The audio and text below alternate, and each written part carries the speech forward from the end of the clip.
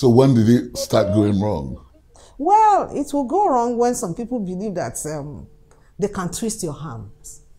And I believe that nobody can do that. Whatever that I believe that it is not right, till tomorrow I will not do it. So what were the sort of ideas or motions you took to the house when you went in there?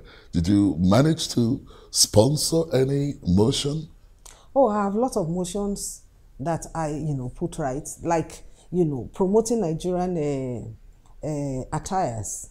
And again, had gone out, on several other issues on leadership role, which I even think it is one of the issues that, put me on that platform. And thirdly, the issue of maternal and child care, something, I went for a course under that.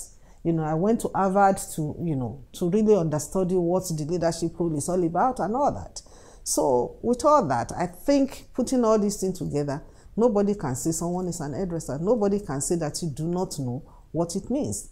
And in any case, you seem to sound very offended by the use of that word hairdresser. I keep repeating it. I am not. I don't feel, let me tell you one thing. That is one thing I cannot shy away from. Whatever I am today, to the glory of God, that was my foundation. Yeah. And not only that, it was only my foundation. I used that profession to train more than 30 people, more than 30 graduates before I got to the house. So why should I shy away from it? No. I used it to build nothing less than 3 or 4 houses before I got to the House of Reps. So it's not a big deal as far as I'm concerned. The only problem is if they said you are a thief, then that you have to face headlong and defend. Let me ask you, while you were growing up, was there anyone you were looking up to as a woman in politics then? Well, yes, my mother, may her soul rest in peace, she was a politician. What about your father? My father was a civil servant. My father was then the DO of those days, and but we lost him so early. So my mother took over, the training of all of us and all that. And we are 9 in number in the family. So which other role model do I need more than her? So what would you say was your greatest achievement as the Speaker of the House? Well, don't forget that I only stayed there for 4 months. Yeah. So I can't really say that they didn't give me enough time to really exhibit, my values and all that. But at the same time, all the things that I did before I got there, it's like a foundation to become the Speaker. And it's still the same thing I was trying to do. Like the selection committee of the House, have been there as a member of the selection committee right from 1999 up to that point. That one was one. If you're a leader in the National Assembly, you probably may not be allowed to even work under the budgeting. I was under the budgeting. I was the welfare officer of the National Assembly, both the House and the Senate, for 4 years. I was the chairperson of the Female Parliamentary Caucus for Nigeria for good 8 years. If you were allowed to remain there, what would you have liked to achieve? Well, immediately I got there, I believe that Nigerian women are being shortchanged. And I believe that it is high time, with my position there, let me use it to, increase the quota of women in Nigerian politics. How are you going to do that? Well, if you are there where they are taking decisions, there's no way you are not going to have a voice, which I believe I was able to achieve to an extent. So, basically you had no regrets. I have no regrets whatsoever. Are you saying there's nothing you would have wanted to do differently if you had, the full tenure? Unfortunately, that is a position I would never hire any further.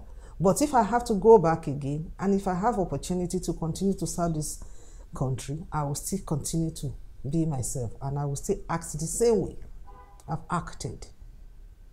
Are you keen on being vice president or president of this country at some point? Why are you talking about vice president? Am I not eminently qualified to be a president of this country? Well, then say so. Oh, okay. So I can become a president of this country. Are you interested in being I am not interested because why not? Because Nigerian women are not favored. If a Nigerian government or Nigerian generally are talking about developing women, you can be rest assured that they're just saying it with, with lip service. So what are you doing with all of this? Being a beauty therapist, being a politician, and now a lawyer. Am I right to think so? Yeah, you're 100% right. I've got my chambers now, and to the glory of God, I'm getting some little briefs and all that. And beyond that... Are you looking for money? Money? If I am looking for money, let me assure you that I will not drop... I will not leave Nigeria to go and read law when the ovation was loud. I will have stayed back and be working at the corridor of power, seeking for contracts, seeking for anything. No. I dropped all that and I went ahead and read law in England. You obviously have made a lot of money, so does it matter? I don't understand what you mean by made a lot of money. Somebody said, and I want your opinion on this, that if you make politics part-time, all right, for most people will not go in there, including yourself. If it was 100,000 naira you're earning in a month. Well, you can't make it part-time because... Well, but it's part-time in some other places. Yeah, can you quote that particular place where it's been part-time? Well, we know that it is part-time. It is part-time job in England, for instance, in parliamentary. It's not a part-time. The way it is in England is the same thing that it is in Nigeria. Because they say is you cannot... They are not housed. They are not receiving this sort of allowances. They are receiving allowances. Yeah, but not the sort of allowances you receive. Do not be deceived that they are not receiving allowances. Do not be deceived, please.